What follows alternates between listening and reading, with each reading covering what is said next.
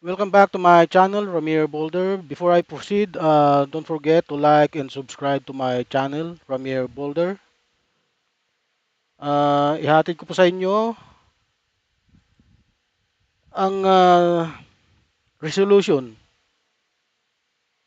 ng Senate to ICC to place Duterte under house arrest.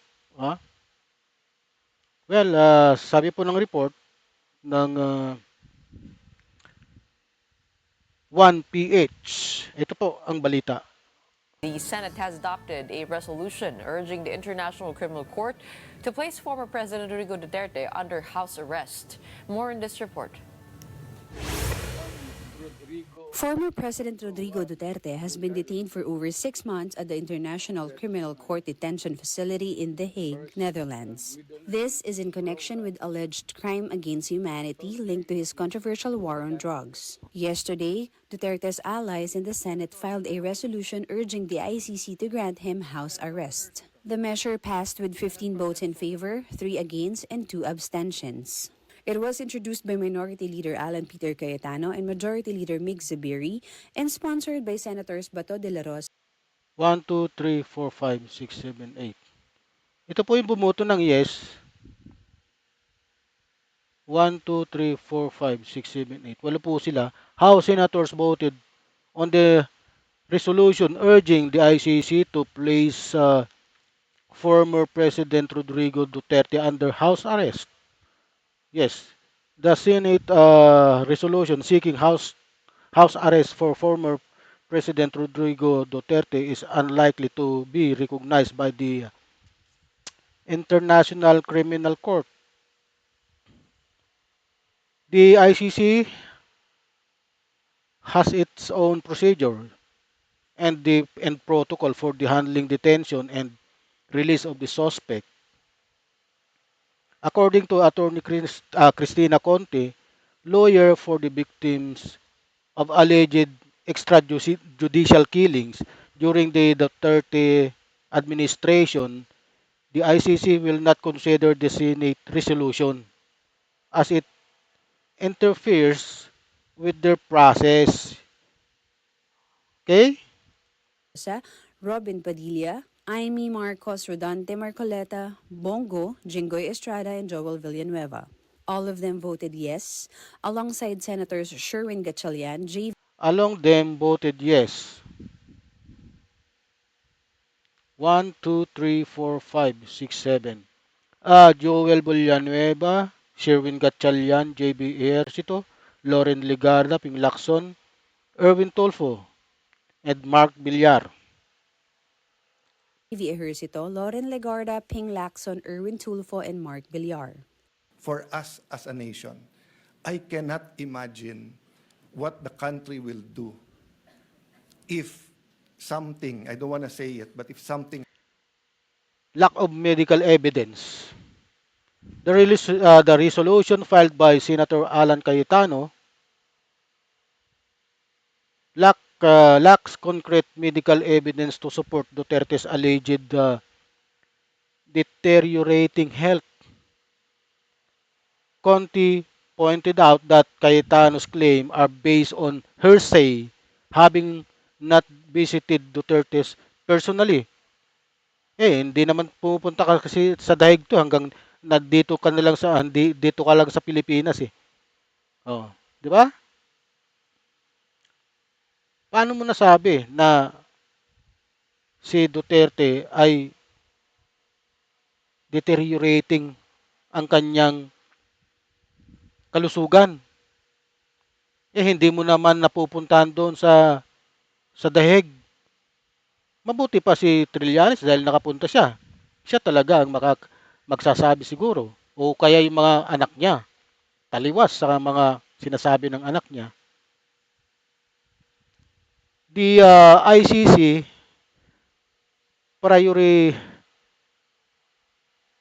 prioritizes the integrity of its trial and the safety of witnesses and victims, allowing Duterte to be placed under house arrest could pose risk to this interest, especially given his continued influence in the Philippines. Happens with him in the detention center at wala man tayong ginawa. Ako'y nakikiusap na sana isang tabi muna natin ang politika at ating paghariin sa ating puso ang ating pagiging Pilipino. Okay sana yon, Mr. Bato, yung sinasabi mo. Kaya lang, paano na itong mga biktima ng extrajudicial killings ng iyong dating boss na si Rodrigo Duterte, no? Dapat tinanong mo rin sila kung ano ang kanilang pakiramdam ngayon. Hindi lang yung kapakanan ng dati mong boss. Kasi mahirap din, ang dami pong naging biktima ng war on drugs, extrajudicial killings nung panahon po. Nung panahon ninyo na nasa tungkulin pa kayong dalawa ni President Duterte. Ano po? Na kung saan nakaukit sa ating kultura at sa ating tradisyon ang pagmamahal, pagrespeto, pag-aruga sa mga matatanda, sa may mga sakit, at sa mga mahihina. Yan po ngayon si Pangulong Duterte. He is Ako po ay naniniwala na ang nangyari po kay Duterte ay parusa po. Parusa ng Diyos yan sa kanya dahil nga sa mga kanyang pag-aalipusta sa Panginoon.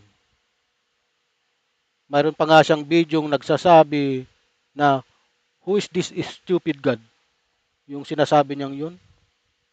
Inu-stupid niya yung Diyos natin. Yung creator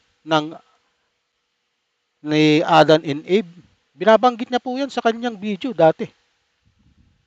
Gumawa daw siya ng perfect na tao tapos binigyan niya ng ng isang puno doon sa gitna ng hardin ng Eden. Yan po ay nasa video kaya hindi po nila may pagkakaila yan.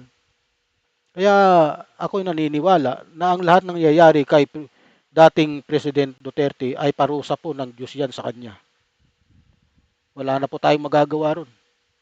Kapag Diyos ang kumilos, wala ni isa sa atin ang makakagiba niyan kasi siya po ang pinakamataas sa lahat. Ang Diyos nating amang nasa langit. old, he is sick, and he is very weak. Very weak na hindi na siya makatayo. Hirap na siya makatayo ngayon. Kaya ako pinakiusap sa inyo na sana bago huli ang lahat, Those who voted against the measure were Senators Risa Hontiveros, Kiko Pangilinan, and Bam Ito po yung hindi bumoto. These three are voted no for the resolution.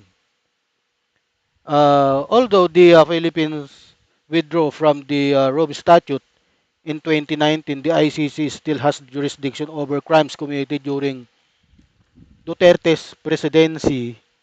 The Senate resolution may be seen as an attempt to exert influence over the ICC proceedings. In summary, the Senate House Arrest Resolution for Duterte appears inconsistent with the ICC's independent process and priorities. The ICC is likely to continue with its proceeding without regard to the Senate resolution. Well, that's true. Aquino. Pangilinan said that the cries for justice from thousands of victims of extrajudicial killings must take precedence.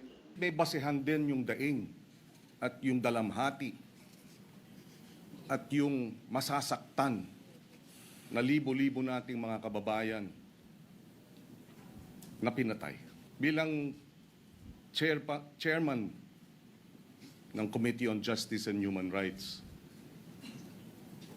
nais ko man pumanig sa isang banda. Tungkulin kong pumanig sa mga daing ng naghahanap ng hustisya. Senate President Tito Soto abstained, saying he did not want to disrespect the family of victims. Senator Raffy Tulfo also abstained, citing a lack of proof of Duterte's illness. I am supportive of any efforts to bring comfort to PRRD and to uplift his well-being during this crucial time. However, my choice or decision in my conscience, might even help in further dividing the nation. Therefore, I register an abstention. It should be proven na meron po siyang sakit. Kasi yun po yung lumalabas sa balita na may sakit po siya, matanda na siya, hindi siya kumakain, hindi siya nakakatulog. Then, if it's true, I'll cast my vote as yes. Pero without proof na yun nga talaga ang totoong pangyari, then I will abstain. Senators Camille Villar, Lito Lapid, Cheese Escudero, and Pia Cayetano were not in the session hall when the chamber voted.